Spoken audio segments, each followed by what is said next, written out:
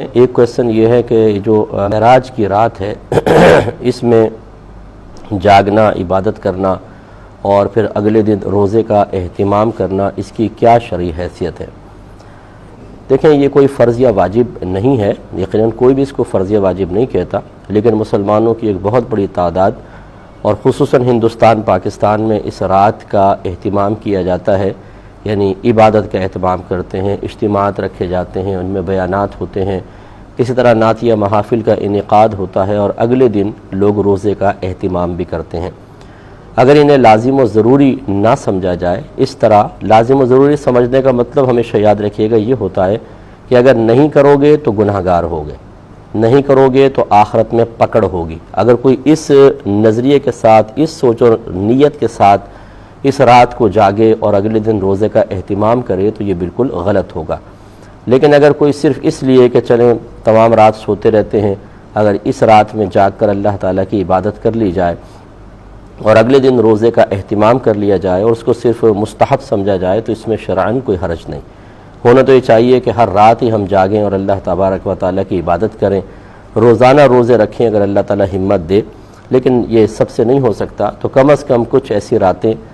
خصوصاً رمضان کی راتیں اور پھر سال بھر کے اندر کچھ ایسی راتیں ہیں کہ جن میں اگر انسان انہیں فرض یا واجب، یعنی ان میں قیام، ان میں عبادت کو فرض، واجب، لازم سمجھ کر نہ کرے، صرف مستحب سمجھ کے کرے تو اس میں شرعاً کوئی حرج نہیں ہے۔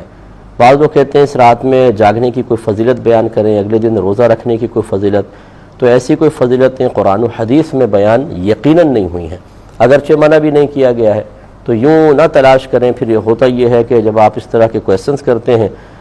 ہر ایک سے کرتے ہیں، تو پھر کچھ لوگ الٹی سیدھی مطلب غلط قسم کی باتیں بنا لیتے ہیں، وہ پوسٹ وغیرہ کر دیتے ہیں، ہم سمجھتے ہیں کہ جی یہ اسی رات سے متعلق قرآن میں یا حدیث میں بیان ہوا ہے، اور اس طرح غلط فہمیاں عام ہوتی ہیں۔ بس یہ سمجھ لیں کہ اس رات میں عبادت کرنا فرض یا واجب نہیں تو منع بھی نہیں، تو اگر کوئی کرنا چاہے بہت اچھی بات ہے، جو نہ کرنا چاہے ساری رات سوتا رہے اسے کوئی ملامت نہیں۔